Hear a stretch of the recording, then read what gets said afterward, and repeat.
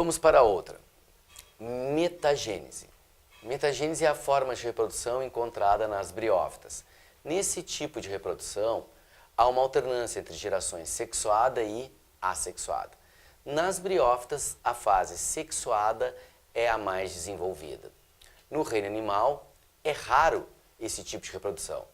Pode-se dizer que o grupo que tem esse tipo de reprodução com a mesma fase duradoura, ou seja, com a fase sexuada duradoura, tá? Bom, pessoal, eu vou encontrar metagênese dentro do grupo, tá, dos quinidários. Quinidários é o grupo que envolve a mãe d'água para o resto do Brasil, água-viva, né? Corais, anêmona, ou como apareceu no Procurando Nemo, anêmona, são grupos bem grandes, tá?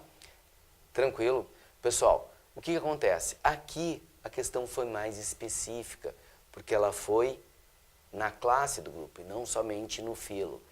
Então, quando eu coloco ali, classe calcária dos poríferos, bom, eu já sei que porífero não vai ter esse processo de metagênese tão característico quanto nos quinidários, né? Eu não vou ter isso aí, então não é o caso, tá? Classe hidrozoa dos quinidários. Ó, quinidário vai ter a metagênese. Entretanto, na classe dos hidrozoários, a forma assexuada, a forma que a gente chama de pólipo, ela será predominante nesse grupo. Então, isso inverte a situação que está citada pelas briófitas. Ela seria equivalente, então, a um outro grupo vegetal, as pteridófitas, que tem a fase assexuada predominante. A classe sifozoa dos cnidários, sendo esta a nossa resposta, tá? Até já vou colocar aqui, para vocês saberem que é essa a nossa resposta, porque na classe sifozoários, onde eu vou ter as chamadas sifomedusas. São medusas que vão ter estruturas maiores e vão ser longevas, tá? Vão durar muito, vão ser as fases predominantes. As fases pólipos sofrerão um processo chamado estrobilização, tendendo a sumir rapidamente, tá? Então, essa seria a resposta o mais adequado se eu fosse comparar com uma briófita, tá? Classe turbelária dos plateumintes, para quem não lembra, é a classe da planária, tá? Que não faz esse tipo, a planária pode sofrer regeneração, né? Uma fragmentação, uma laceração, como quiser chamar, ou fazer uma reprodução de fecundação cruzada, dependendo da situação. E todas as classes dos cnidários, isso aqui está errado por dois motivos, pessoal. Primeiro, hidrozoário tem a fase assexuada predominante e a classe dos antozoários normalmente não há metagênese, tá? Então, pessoal, temos aí a nossa resposta, eu posso passar para a próxima questão. Aqui envolvendo um pouco de reino vegetal, de botânica, né? A gente vai analisar então. Analise afirmativa a seguir. 1. O endosperma secundário das angiospermas é triploide. Pessoal, nas angiospermas nós temos a presença de sementes, flores e frutos. O endosperma, a parte de reserva da semente, ele é o resultado da fusão entre o chamado núcleo espermático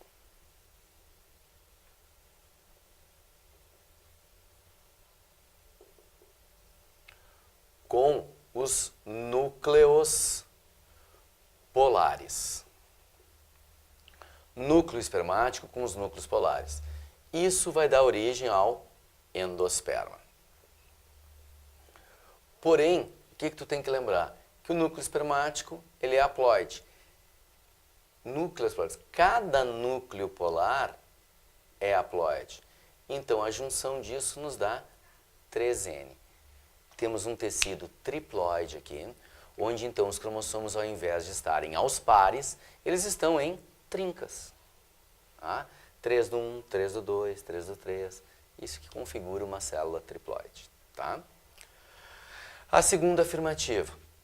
Voltando ali um pouquinho na primeira, desculpa, a primeira está correta, portanto, tá? A segunda afirmativa. O xilema é um tecido de condução da seiva bruta e possui células com lignina, tá? Pessoal, isso aqui o que é? Tu tem que saber os tecidos vegetais e suas características. E o xilema, ele é o sistema de vasos de condução de seiva bruta que conduz a seiva da raiz na direção das folhas, tá? Por uma alteração de pressão e capilaridade, tá? E suas células são impregnadas de lignina. Lignina é um lipídio impermeável que mata as células. Vai ser um tecido, então, feito com células mortas e fecha com as características básicas do tecido. Aqui essa afirmativa não está te pedindo nada além de um simples conhecimento do que é um xilema, tá? Na afirmativa 3, nas gimnospermas a forma de polinização predominante é a anemófila. Sim, gimnospermas, como nós vimos antes, pessoal, já citamos isso numa questão anterior aqui agora, são os pinheiros, os ciprestes. Pinheiro tu tem o quê? A pinha como estrutura reprodutora. Pinha tem cor ou aroma atrativo? Não. Ninguém cheira a pinha, ninguém põe uma pinha no cabelo para ir dançar no fandango, né? Ou ir para uma festa, ou entra no casamento segurando uma pinha para jogar a pinha depois. Por quê? Porque ela não tem cor, não tem aroma atrativo, ela não é uma coisa bonita. A gente usa de enfeite porque representa o pinheiro e pinheiro representa o Natal. Fora isso, não tem. Então nenhum animal vai na pinha auxiliar no processo de polinização. Portanto, predominantemente, o vento.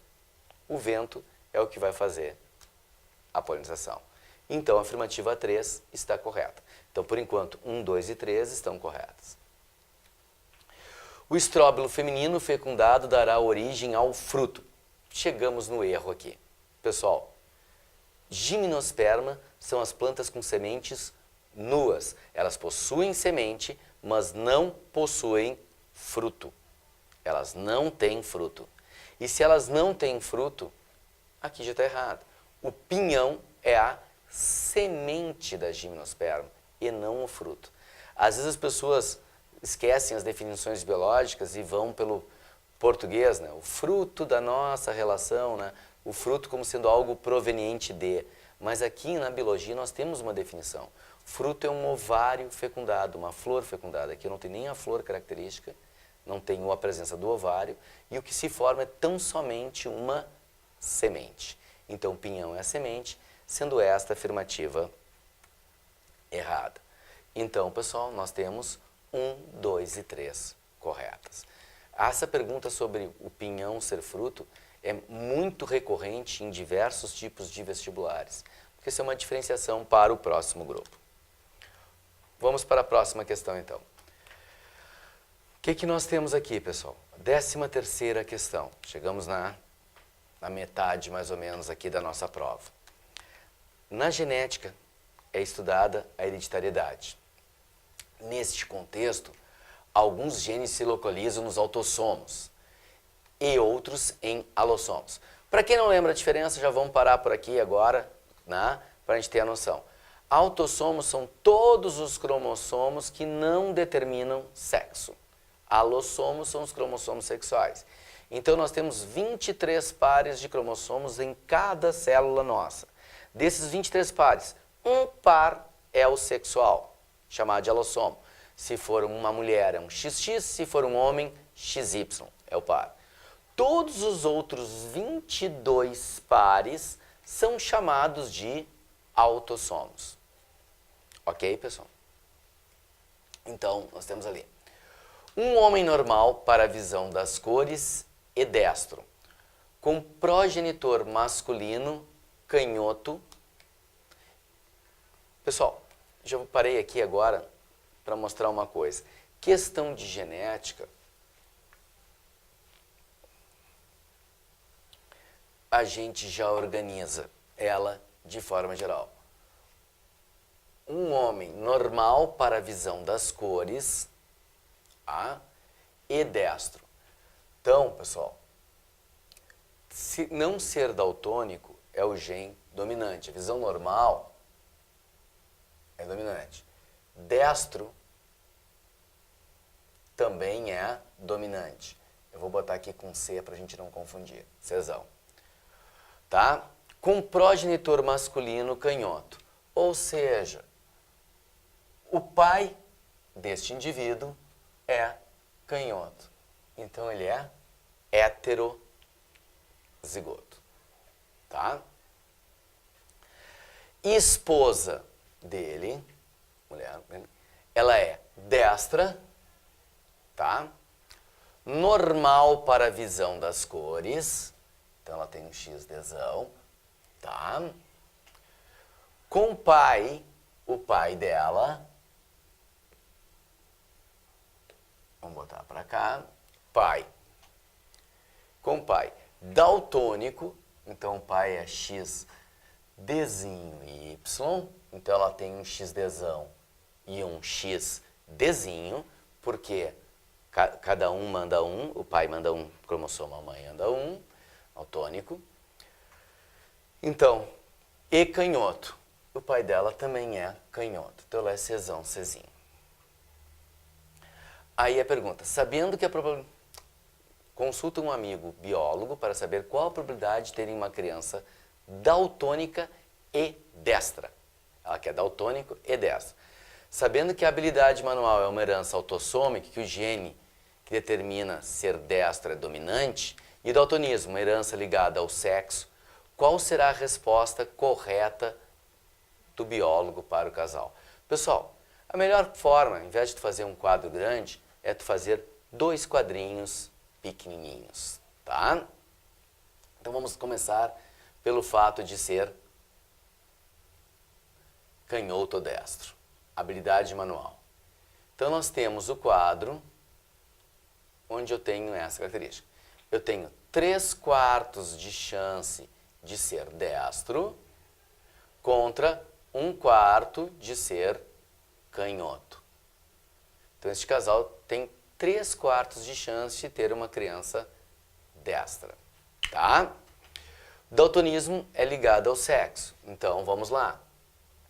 X, Dzinho, Y. E a mulher, XDzão, XDzinho. Estamos separando os cromossomos como se faz dentro da genética. Lembrando sempre que quando a gente faz o quadrinho, os cromossomos se separam na formação dos gametas. Opa, desculpa.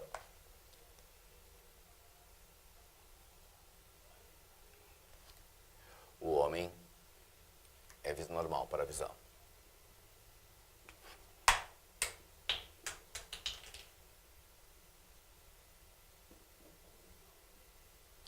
Então, o que nós temos aqui? Ó, o único indivíduo daltônico é este menino aqui. 1/4 de chance de ser daltônico. O que eles querem saber?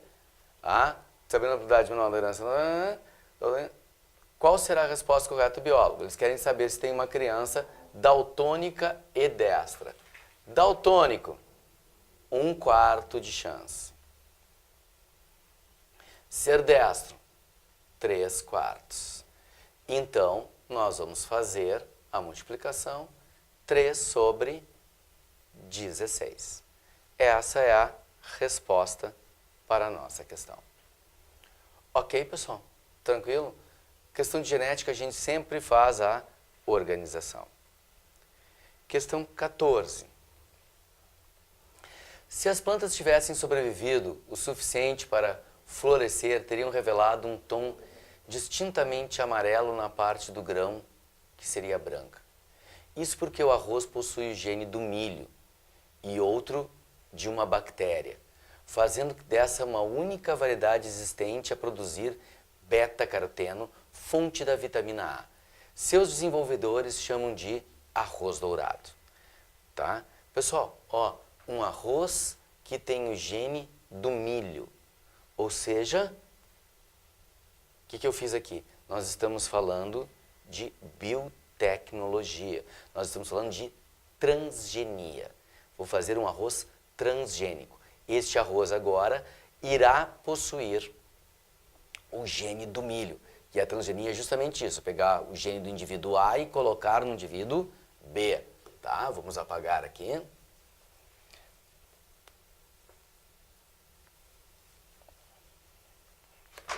Então, ó, eu tenho aqui a transgenia. Eu pego o gene do indivíduo A e coloco no indivíduo B, tá? Aí diz assim, para produzir o arroz dourado descrito no texto, é necessária a ação de um veículo de clonagem de gene, sendo esse utilizado o quê? Pessoal, num processo de transgenia, o mais frequente da gente utilizar como veículo de clonagem de gene é o plasmídio bacteriano. O plasmídio, para quem não lembra, são porções pequenas de DNA circulares que a bactéria produz para ter um metabolismo mais ágil. E ela tem ali informações necessárias para ela. Se a gente utilizar esse plasmídio, a gente tem aqui genes para replicação, genes para síntese proteica e o gene que a gente vai inserir nesse plasmídio, porque é o gene que a gente quer. No caso do exemplo citado aqui, o gene do beta-caroteno que forma a vitamina A, tá? E isso vai ser introduzido. Como essa estrutura pode se duplicar, eu vou replicar esse gene. Eu vou estar duplicando e garantindo que as células possam ter. Por isso não é chamado de veículo de clonagem do gene, porque eu estou replicando esse gene. Então a resposta para nós é direta, é o plasmídio. Tá? E ele já fez até a referência no texto sobre a presença de uma bactéria, né? Então, de um gene bacteriano. Ok, pessoal? Vamos para a próxima. A figura a seguir mostra um louva-a-Deus, animal que apresenta segmentação, espaço, sendo classificado como. Bom, pessoal, se eu estou falando de segmentação, porque nós estamos falando aqui de um ponto da matéria chamado embriologia, onde nós temos uma referência a tipos de ovos, o quanto esses ovos terão de vitelo, material nutritivo, a forma qual esses ovos se dividem, que a gente chama de segmentação ou clivagem, tá? E a classificação do animal. Então veremos as nossas opções aqui, tá? Holoblástico igual, ovos teloblastos, triploblásticos. Temos então aqui as seguintes classificações. Primeiro, a que grupo pertence um louva-a-Deus? Louva-a-Deus é um inseto, é um artrópodo, tá? E artrópodos têm ovos sempre centroléscitos, tá? Todo artrópodo tem ovos centroléscitos. E isso, pessoal, já te responde a questão. Isso é um ponto importante quando tu faz uma prova, que tu tem que saber que nem sempre uma questão exige todo o conhecimento necessário. Eu aproveito esse tipo de questão para mostrar isso. Às vezes, com um item da questão, tu consegue resolver sem problema nenhum a questão, tá? Então, é de cara, sempre procurando esse tipo de questão na prova, para tu saber o que vai fazer. É sempre bom a gente começar por uma questão mais fácil, porque ela te dá aquela sensação de que a prova está fácil. E aí é melhor para ti, tá? Aí é melhor vai te acalmando. Se tu já começa com uma questão difícil, que foi o caso aqui do simulado, começou com a do tubarão, que era difícil, o cara já bate o desespero, né? Então o melhor é passar para outra que é mais fácil direto, tá? Quem tem ovos centroléscitos, pessoal, obrigatoriamente vai ter uma divisão meroblástica, que é uma divisão parcial e superficial, podendo aparecer em prova também com o termo periférica, pessoal. Pode aparecer com o termo periférica, tá? E, como é um artrópodo, ele é classificado como protostômio. O que é isso? Quando vai ter o processo de segmentação, eu formo a mórula, depois eu vou formar a blástula, da blástula eu vou formar uma gástrula. Tem a sequência, zigoto, mórula, blástula, gástrula. Tem até uma frasezinha que tu pode decorar para ter a sequência pelas iniciais. Zidane marcou um belo gol. Zidane, zigoto, marcou mórula, belo. Blástula, gol, gástrula, tá? Então, pessoal, no processo de formação da gástrula, forma-se uma abertura na antiga blástula, por isso o nome então de blastóporo, o poro que foi formado na blástula. E esse blastóporo ele pode dar origem a duas coisas no corpo de um animal. Ou ele dará origem ao ânus, ou ele dará origem a boca, tá? No caso dos artrópodes, ele dá origem à boca, o que classifica o artrópode com o nome de protostômio. Estômios, boca, proto, primeiro primitivo, primeira boca. Dando então como resposta para nós a letra D, tá? Mas como eu disse antes nessa questão, se tu soubesse tão somente que os ovos eram centroleços, já respondia a tua questão, tá? Não precisava ter o conhecimento posterior. A próxima, mais uma de ecologia. Pô, por que tantas questões de ecologia? Por uma coisa bem simples, pessoal. Coisa bem simples. Ecologia cai numa prova da URGS, como era um simulado URGS, em torno de 3, 4 questões. Estamos aqui na nossa quarta questão de ecologia, referente a uma prova da URGS, tá?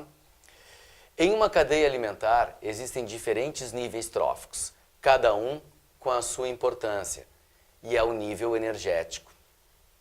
Desculpa, li tudo trocado. Em uma cadeia alimentar, existem diferentes níveis tróficos, cada um com a sua importância e nível energético. Observe a seguinte cadeia: grama, gafanhoto, roedor, cobra, gavião.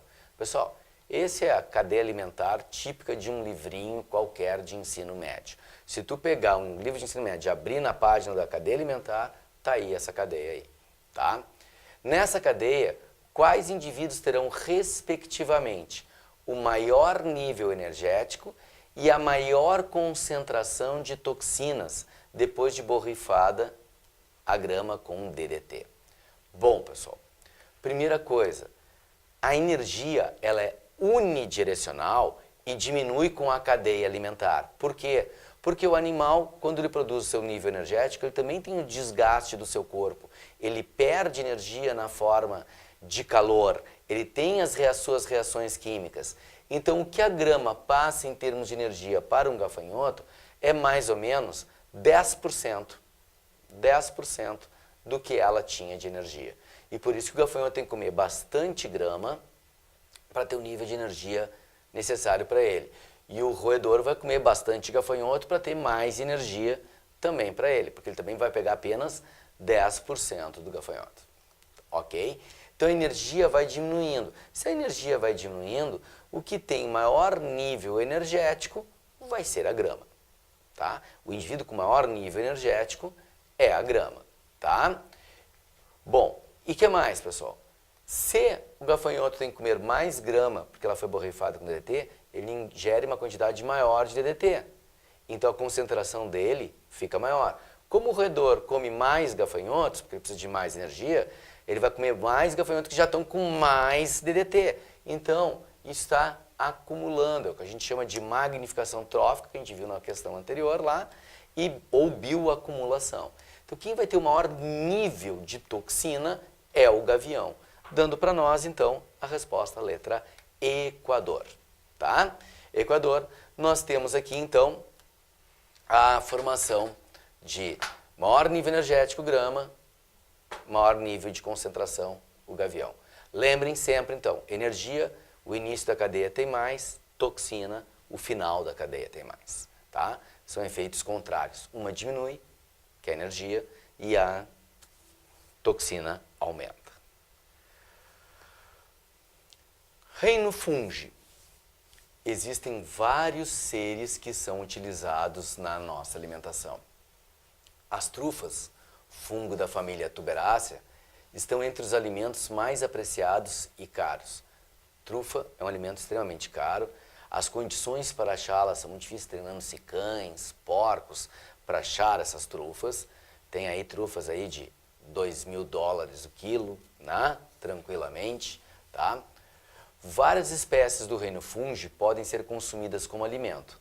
Conforme suas características características naturais, os fungos não apresentam. Ou seja, de novo temos aquela situação. Eu uso um texto de referência que fala do fungo, mas a pergunta não será sobre a alimentação, e sim sobre as características de um fungo, tá? E aí nós temos assim, eles não apresentam o quê? Fungo, apesar de parecer muito mais para as pessoas uma plantinha, evolutivamente ele está mais próximo dos animais do que dos vegetais.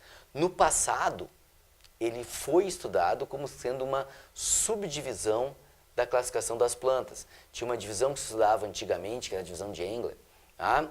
Que tinha 17 subdivisões dentro dos vegetais e uma delas era a divisão fungi. Hoje, fungo é um reino à parte, tá? Onde eu vou ter fungos e líquens dentro deste reino, tá? Então, glicogênio como açúcar de reserva é uma característica do fungo, sim, tá? Ele armazena glicogênio como nos animais. Essa é uma das características que contribuiu para a retirada dele do reino, né, vegetal, porque os vegetais armazenam amido, ele é glicogênio como os animais, tá? Então é uma característica dele. Autotrofismo, ou seja, o indivíduo é autótrofo, é aquele que produz o próprio alimento. Nós temos duas formas de produzir o próprio alimento, fazendo fotossíntese ou quimiossíntese. E os fungos não fazem nenhuma delas. Os fungos são heterótrofos, eles vão digerir, eles vão absorver nutrientes. Então essa acaba sendo já de cara a nossa questão, tá? Ele não tem autotrofismo, é o que tira. Quitina nessa composição, sim, que é um açúcar também de origem animal, é aquilo que tu pisa na barata e faz o crect. O crect da barata é o esqueleto feito de quitina, que também tem isso na parede celular das células do fungo, que era uma característica que fazia ele ser classificado dentro do reino vegetal, porque tinha uma parede celular, mas a constituição da parede dele é com açúcar de origem animal e não de origem vegetal. Ele não tem celulose na parede dele. Então, tá ali. Reprodução assexuada por esporos, eles se reproduzem por esporos, e constituição por micélio. Micélio é o corpo do fungo formado, tá? Então, pessoal, resposta para nós, autotrofismo.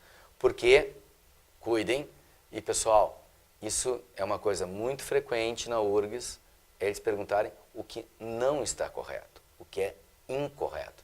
E ele pede a característica que o fungo não tem, não a característica que o fungo tem, tá? Por isso que a resposta é a letra B.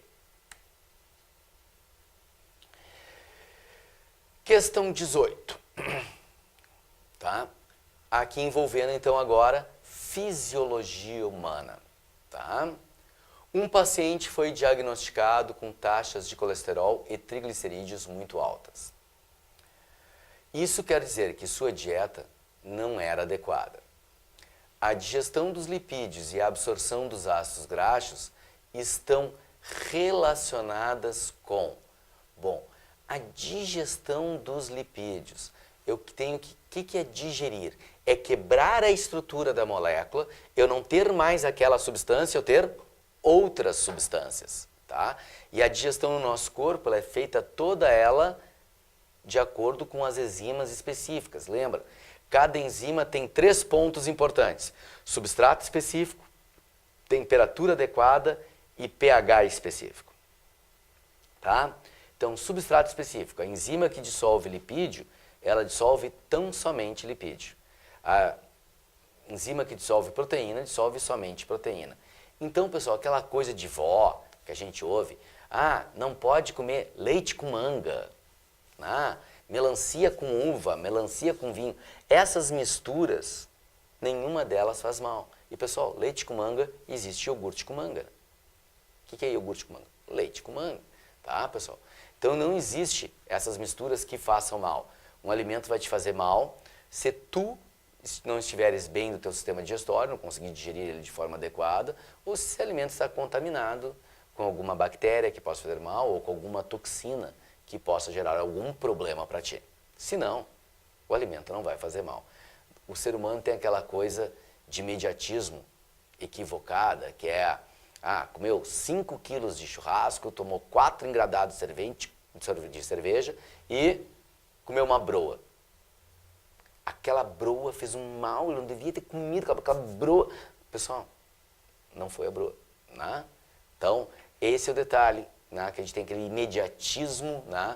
Que não é o adequado com o nosso corpo. Só que aqui a pergunta é sobre a digestão dos lipídios e a absorção desses lipídios. Então, assim, a ação do estômago e o pH ácido. Pessoal, a ação do estômago, não. O estômago ele vai ter apenas enzimas para dissolver proteínas. Ele vai produzir a chamada pepsina, que dissolve as proteínas formando os peptídeos, tá? Então, não é, tá? Já está errado por aí. Na letra B diz assim, a ação da bile produzida no fígado para emulsionar as gorduras e da lipase liberada pelos pâncreas. Pessoal, a bile produzida pelo nosso fígado, armazenada na vesícula biliar, na forma de sais que utilizam o próprio colesterol, tá? Os sais biliares são formados a partir do colesterol, tá? Essa bile, ela serve para emulsionar lipídios. O que é emulsionar? Eu vou fragmentar o lipídio em porções menores, mas sem destruir a estrutura da molécula. Eu continuo tendo o mesmo lipídio, porém aquele lipídio que eu ingeri, ele está em frações menores. Se tu quiser visualizar isso, tu pega óleo de oliva, tá? Para botar na salada, só que antes de botar na salada, coloca ele num potinho, espreme limão, fecha o potinho, sacode bem. Tu vai ver que vai ter várias gotinhas de lipídios separadas, tá? Tu fizesse o quê? Uma emulsão. É um molhinho bem conhecido de salada, tá? Bem tranquilo, normal de se fazer, mas aí tu consegue enxergar essa emulsão, que às vezes é meio difícil da gente imaginar isso, tá? Então, isso é emulsionar. Mas eu continuo tendo óleo, eu continuo tendo as gotinhas do lipídio ali, né? Então, essa é a emulsão. E é realmente a função da bile. E por isso que digerir alimentos gordurosos é mais lento. Tu comeu um peixinho grelhado, daqui a 5 minutos tu está com fome de novo. Aí tu comeu um X gordura, como eu chamo, né? Que é X bacon com ovo frito. Aí faz um pesão. E tu fica um tempão sem fome, um tempão sem vontade de comer nada. Tu está por quê? A digestão é muito mais lenta, tu comeu um alimento muito mais pesado, tudo muito mais lento. E a gordura tem uma digestão mais lenta, tá? A lipase é a enzima que dissolve os lipídios. E ela é, sim, produzida pelo pâncreas. O pâncreas é uma glândula mista, que ele tem uma função exócrina, que é produzir, né, justamente o suco pancreático e bicarbonato, e ele também produz um hormônio que é a insulina, né, que é liberada no sangue. Por isso que é chamado de uma glândula mista. Nesse suco pancreático, uma das enzimas que forma esse suco é a chamada lipase. Junto com essa, nós temos tripsina e amilase e as nucleotidases também produzidas pelo pâncreas. E isso dá a nossa resposta, tá? O que estaria errado, então, na letra C? A ação do suco pancreático com pH ácido do intestino delgado, tá? E da enzima chamada bile. Bom, aqui já está errado, que bile não é uma enzima, não contém enzimas, não possui enzimas, tá? O intestino, ele tende a ter um pH mais básico. Ele não começa tão básico, que é impossível pular do pH 2 do estômago para um pH 8 direto, mas ele vai se tornando cada vez mais básico, tá? E a bile é liberada no intestino delgado e não no estômago. Na letra T, a ação da vesícula biliar e do suco gástrico. O suco gástrico dissolve proteínas e não lipídios, tá? Degradação dos lipídios devido à enzima peptidase, isso dissolve peptídeos. As enzimas dissolvem diretamente um tipo de substância, um substrato específico. Então a nossa resposta, como vimos antes, é a letra B, Brasil. Ok, pessoal? Estamos chegando perto do fim, já estamos na questão número 19 das 25 que nós vamos ver hoje, tá? Então temos assim, em um determinado ambiente, uma alteração ambiental provocou a seleção de indivíduos com fenótipos extremos, extinguindo ou reduzindo muito os fenótipos intermediários. Conclui-se, portanto, que ocorreu. Olha, pessoal, essa questão até vou botar aqui para vocês, mas tem que saber o seguinte, vamos por partes, vamos começar pela primeira afirmativa. Evolução convergente. Mesmo que tu não tenha noção adequada do que seja uma evolução convergente, pô, tu sabe português.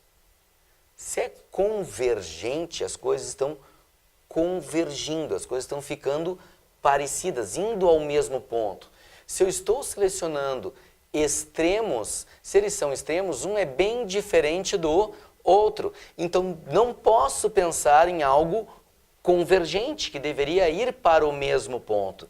Então, mesmo não tendo a noção de biologia, do que é uma evolução convergente, o próprio português me ajuda a eliminar esta alternativa, porque convergir é ir para o mesmo ponto. tá? E eu estou indo para pontos diferentes, os extremos, tá?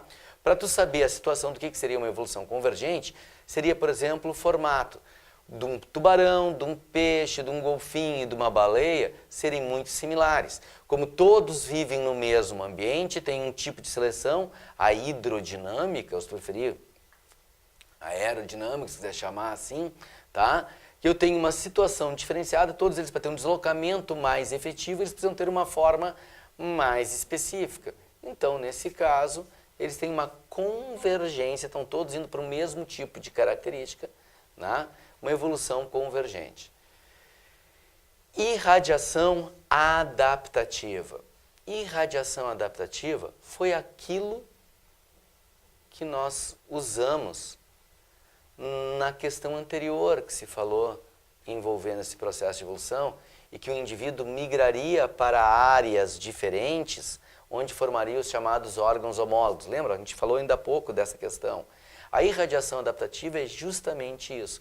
Indivíduo migrando para áreas diferentes, se espalhando, irradiando, a palavra irradiação quer dizer espalhar, né? A irradiação e se adaptando a ambientes diferentes. Não é o caso aqui, ó. Nós temos um ambiente determinado apenas, selecionando os tipos extremos. Então não está migrando para áreas diferentes e sofrendo seleções diferentes. O que não pode ser irradiação adaptativa. Formação de órgãos análogos. Formação de órgãos análogos se refere a órgãos com a mesma função, porém de origem diferente. Esta formação de órgãos análogos, pessoal, ela vem junto com a evolução convergente. A nadadeira do peixe não tem os ossos que tem no nosso braço, mas a nadadeira de uma baleia tem os mesmos ossos que tem no nosso braço. Só que ambas as nadadeiras servem para nadar, então são estruturas de origem diferentes e que cumprem a mesma função, em função de uma evolução convergente. Então essas duas estão interligadas. Seleção disruptiva, que, pessoal, será a nossa resposta. Por quê? Porque eu estou fazendo o quê? Uma ruptura entre as conexões, estou criando os extremos. Em termos gráficos,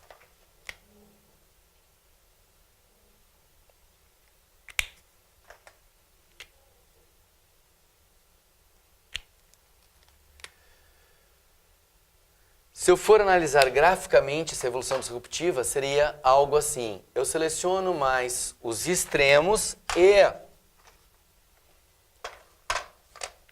os intermediários vão reduzindo muito de número. Eu tendo muito mais valores extremados e muito menos do intermediário, tá, pessoal? Que é o que diz a questão. Eu estou separando, eu quero o muito escuro e o muito branco, mas o cinza não é bom para mim. Então, pessoal, usei uma característica bobinha, mas só para a gente poder enxergar o que seria o intermediário. Eu quero muito pequenininho, muito grande e os medianos desaparecem, tá? Algo nesse nível que eu vou ter aqui em função da ação do meio. E a última alternativa, que seria seleção direcional. Em termos gráficos, teria apenas uma dessas curvas em um dos extremos, ou no mínimo ou no maior, não importa. Num dos extremos eu teria o gráfico apenas, dizendo que eu estou fazendo uma seleção direcional, ela está indo para uma direção, para um ponto, tá? Essa seria a ideia. Ok? Então a resposta para nós, seleção disruptiva.